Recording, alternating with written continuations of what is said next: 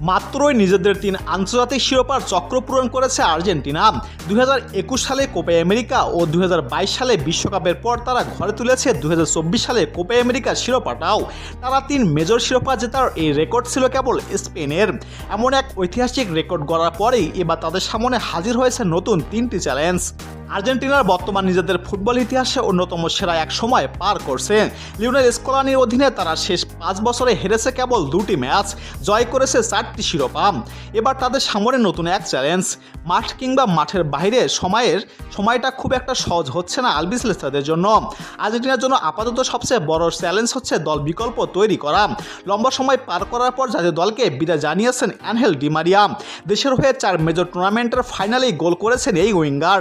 নিজের শেষ ম্যাচে গোল বা অ্যাসিস্ট না পেলেও হয়েছেন ম্যাচের সেরা খেলোয়াড়।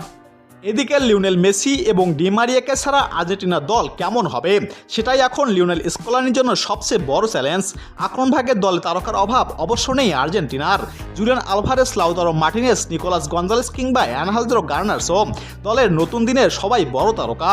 যদিও এদের মাঝে লিওনেল মেসির মতো ক্রিয়েটিভ প্লেমেকার কে হবেন তা নিয়ে প্রশ্ন আছে।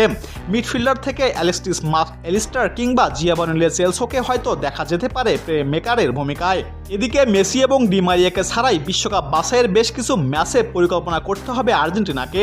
৬ ম্যাচের ৫টিতে এরই মাঝে জয় পেয়েছে আলবিসেলেস্তারা। তবে সামনে অপেক্ষা করছে বেশ কিছু কঠিন সূচি। অবশ্য আর্জেন্টিনার সামনে বাকি আছে আরও ১২টি ম্যাচ। এখন পর্যন্ত শীর্ষে থাকলেও আর্জেন্টিনাকে পাড়ি দিতে হবে লম্বা এক পথ। এদিকে স্পেনের বিপক্ষে ফিনাল সিরিজের দিনক্ষণ এখনও চূড়ান্ত করেনি দুই ফুটবল সংস্থা। যদিও কনমেবল এবং উয়েফার মাঝে চুক্তি অনুযায়ী এমন প্রতিযোগিতা মাঠে করানো অনেকটাই নিশ্চিত। তবে লিওনেল স্কলানি নিশ্চিতভাবেই চাইবেন এই শিরোপা ধরে রাখতে। এই ৩ চ্যালেঞ্জ নিয়েই মাঠে নামছে আর্জেন্টিনা।